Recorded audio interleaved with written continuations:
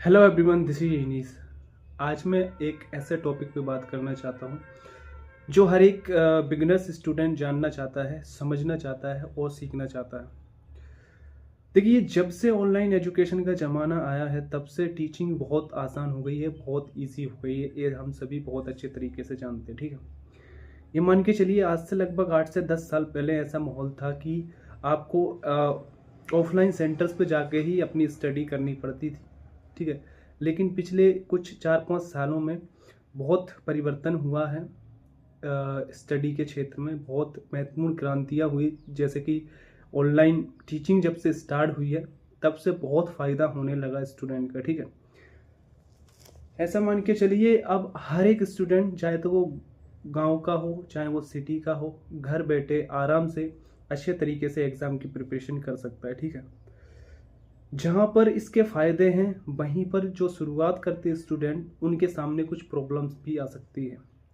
आज मैं बेसिकली उन्हीं प्रॉब्लम्स पर बात करने वाला हूँ, किस तरीके से हम उन प्रॉब्लम्स को फेस करें, किस तरीके से उनको टैकल करें और बहुत कम समय में एक अच्छा रिजल्ट हम खुद को और अपने परिवार को दें। नहीं तो ऐसा है कि जब आप यूट्यूब पर या किसी संस्था से बैच खरीदने के बाद जब उसको पढ़ने बैठते हो तो इतने क्वेश्चन आते होंगे आपके दिमाग के अंदर कि भाई कौन से टीचर बेस्ट है, कौन सी बुक्स बेस्ट है, किस तरीके से पढ़ा जाए। एक वीडियो खोला दूसरा चालू, दूसरा वीडियो खोला तीसरी थंबनेल चालू, मतलब दिखने लगी। तो यहाँ पर जो होता है ना, स्टूडेंट बहुत ज़्यादा कन्फ्यूज़न क्रिएट होता है, बहुत ज़्यादा कन्फ्यूज़न होता है। आज इस टीचर से पढ़ा तो कल दूसरे से, दूसरी का थोड़ा समझ में आया, कुछ दिन उससे पढ़ा, फिर तीसरे से। क्योंकि यहाँ पर टीचर्स की कमी नहीं है और एजुकेशन की कोई कमी नहीं है। ऑनलाइन बच्चा क्या करता है, स्टूडेंट क्या करता है, यही फंसता रहता है।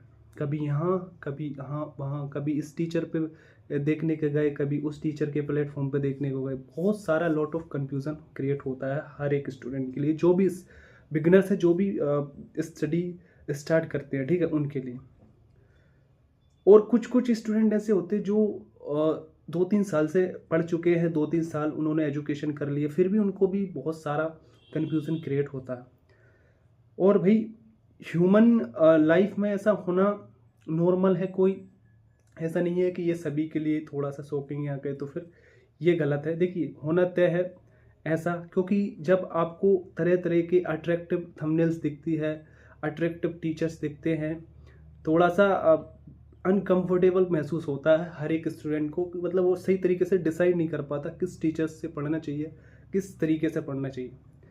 लेकिन आज मैं आपको ये श्योरिटी दिलाता हूँ, ये गारंटी दिलाता हूँ, ये वीडियो एंड तक देखना और आपके सारे डाउट्स क्लियर हो जाएंगे। जो भी बिगनर्स स्टडी करता है, कहीं तो शुरुआत कर रहा है, जो भी बिगनर्स और जो एक्सपीरियंस है 2-3 साल से कर चुके हैं, उन सारों का डाउट्स क्लियर कर दूंगा। एंड तक देखना, ठीक है। क्या बुक्स पढ़नी है, कैसा बैच खरीदना है, कितना टाइम देना है, सारा कुछ बताऊंगा, सारा कुछ डाउट। ये इसी इसी उद्देश्य से मैंने इस वीडियो को बनाया, ठीक है। अपने फ्रेंड्स के साथ ज़्यादा से ज़्यादा इस वीडियो को शेयर करना, ठीक है। तो जो भी बिगनर्स है, जो भी पढ़ाई स्टार्ट कर रहे हैं, उन सभी के लिए ये वीडियो है, ठीक है। तो देखिए, अब थोड़ा सा स्टूडेंट के मेंटलिटी के बारे में जान लेते हैं। स्टूडेंट क्या सोचता है जब भी वो ऑनलाइन एजुकेशन के क्षेत्र में आता है, ठीक है। तो स्टूडेंट पहली बात तो फिक्स नहीं होता कि वास्तव में उसे क्या करना है। जो भी वैकेंसी आती है उसी को प्रेपर करने में लग जाता है। किसी भी वैकेंसी को ले लीजिए आप, जिसकी वैकेंसी आती है स्टूडेंट उसी को टारगेट करने लग जाता है। उसका कोई फिक्स गोल नहीं है, फिक्स टारगेट नहीं है, ठीक है, पहली बात। दूसरी बात, स्टूडेंट को ऐसा लगता है, ज़्यादातर जो बिगनर्स होते हैं उनको, कि उच्च अगर तो हाई लेवल का पढ़ के क्या करेंगे, कोई टारगेट बैच खरीद लेते हैं, उससे पढ़ेंगे क्योंकि हमें वही एग्ज़ाम निकालना है, ठीक है। ये बहुत सारे स्टूडेंट का प्रॉब्लम्स होती है, ये ऐसी सोचना, ठीक है। लेकिन अब मैं आपको जो बताऊंगा वही आप करना, वही आप दोहराना, आप निश्चित ही इन सारे डाउट से क्लियर हो जाओ। पहली बात तो आपको ये नहीं सोचना है कि लिमिटेड बैच को परचेस करना चाहिए, या कह तो टारगेट बैच को परचेस करना चाहिए, ठीक है। दूसरा, ये नहीं सोचना है कि भाई अगर हम फाउंडेशन को पढ़ेंगे या हाई लेवल को पढ़ेंगे तो फिर हमारा ये एग्ज़ाम रह जाएगा। ये जो दोनों सोच है ये बहुत गलत है, हर एक स्टूडेंट के सामने ये सोच आती है। जो भी बिगनर्स हैं उनको ये सलाह है स्पेशली, सबसे पहली बात तो ये है कि एक गोल सेट रखो। गोल सेट से मतलब एक कोई अच्छा सा एग्ज़ाम जो उच्च लेवल का हो उसको टारगेट करो, उसको मेंटेनेंस करो। मान के चलिए अगर आप वनडे एग्ज़ाम की तैयारी कर रहे हैं तो आप एसएससी सीजीएल को टारगेट कर सकते हो, ठीक है। एसएससी सीजीएल को कर सकते हो, रेलवे का कोई बड़ा एग्ज़ाम जैसे कि एनटीपीसी को टारगेट कर सकते हो। इसके अलावा स्टेट एग्ज़ाम्स कोई भी बड़ा कर सकते हो जैसे कि यूपीएसआई है, एमपीएसआई है, बड़े बैंकिंग के कोई एग्ज़ाम टारगेट कर सकते हो। मतलब एक जो होना चाहिए एक हाई स्टैंडर्ड लेवल का एक एग्ज़ाम फिक्स होना चाहिए, सेट होना चाहिए, माइंड सेट होना चाहिए उसका, ठीक है। उसको मन के अंदर बैठा लेना है कि मतलब इसको ही टारगेट करना है, हमें इसको निकालना है। उसी के अकॉर्डिंग फिर आपको एक बैच खरीदना है। जैसे मान के चलिए आपका टारगेट है यूपीएसआई, तो यूपीएसआई का कोई फाउंडेशन बैच खरीदो, ठीक है। उसको अच्छे तरीके से करो भाई। अगर आप यूपीएसआई बैच को अच्छे तरीके से कंप्लीट कर सकते हो या कर लेते हो तो बाकी जितने भी एग्ज़ाम्स हैं उससे रिलेटेड सारे आपके कवर हो जाएंगे।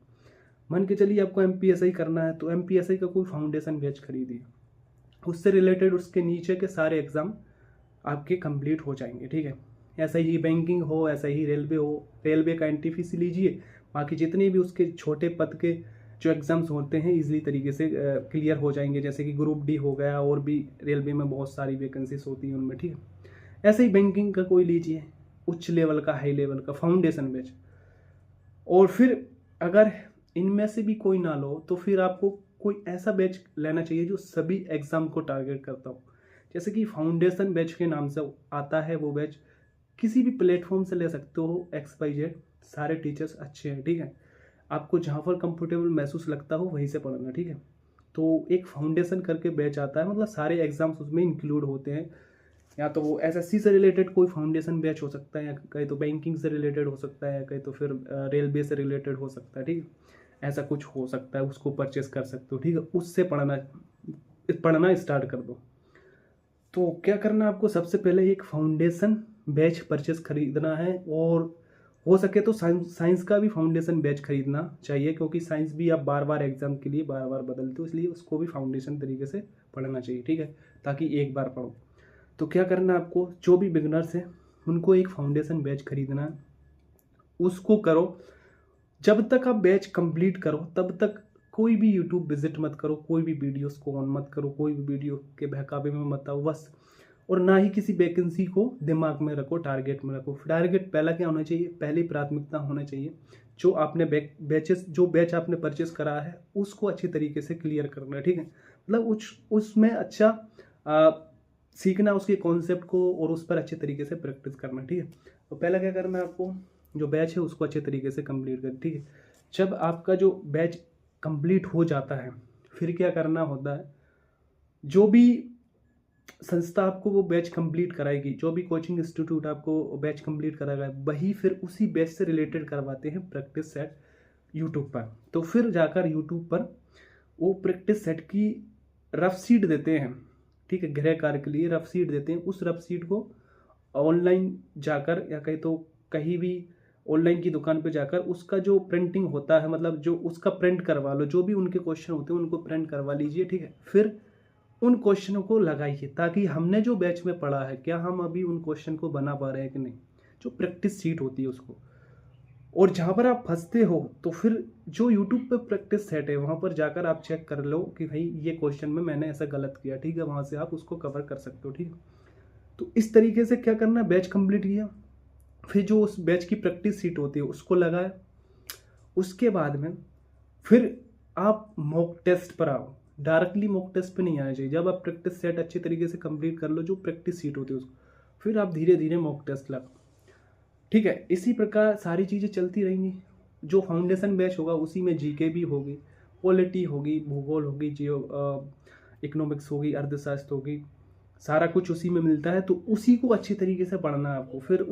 फिर उनको पढ़ने के बाद फिर आपको खरीदनी है बुक्स जो कि अच्छी हो, और जानी मानी हो, ऐसी नहीं हो कि फालतू इधर उधर से उठा ले, ठीक है। कोई भी आप बुक परचेस करो जो खूब मोटी हो और फाउंडेशन पूरा कवरेज प्रदान करती हो, ठीक है, सारे सब्जेक्ट की। जब आपका एक बार सिलेबस कंप्लीट हो जाएगा फिर आपको बुक्स पढ़ने में मजा आएगा, ठीक है। फिर आप बुक्स से प्रैक्टिस सेट लगाइए, मतलब बुक्स के क्वेश्चन करिए, अटेम्प्ट करिए। जहाँ पर आपको क्वेश्चन नहीं बनते हैं वहाँ से आप किसी ग्रुप में साझा करके पूछ सकते हो या फिर अपने दोस्त से भी पूछ सकते हो, ठीक है। इस प्रकार की मेंटलिटी आपकी होनी चाहिए, तो आपका जो है एग्ज़ाम बहुत अच्छे तरीके से कवर हो जाएगा, ठीक है। फिर क्या करना है आपको, जब बुक्स आप अच्छे तरीके से लगा लो, फिर mock test, mini mock test आते हैं, मिनी मॉक टेस्ट जो कि सब्जेक्ट वाइज आते हैं, उनको लगाइए। मतलब मिनी मॉक टेस्ट जैसे कि रीजनिंग का सेपरेट, गणित का सेपरेट और जी के जीएस का सेपरेट, जो मिनी मॉक टेस्ट आते हैं उनको लगाइए, ठीक है। फिर उनको लगाने के बाद फिर आपकी सारी चीज़ें जो है कंप्लीट हो जाती है। इस तरीके की स्ट्रैटेजी अपनानी चाहिए ताकि आप जल्द से जल्द आपका जो रिजल्ट है अच्छा हो, ठीक है। उम्मीद करता हूँ आपको सारी चीज़ें अच्छे तरीके से समझ आई होगी। जय हिंद, जय भारत। मिलते हैं नेक्स्ट वीडियो में।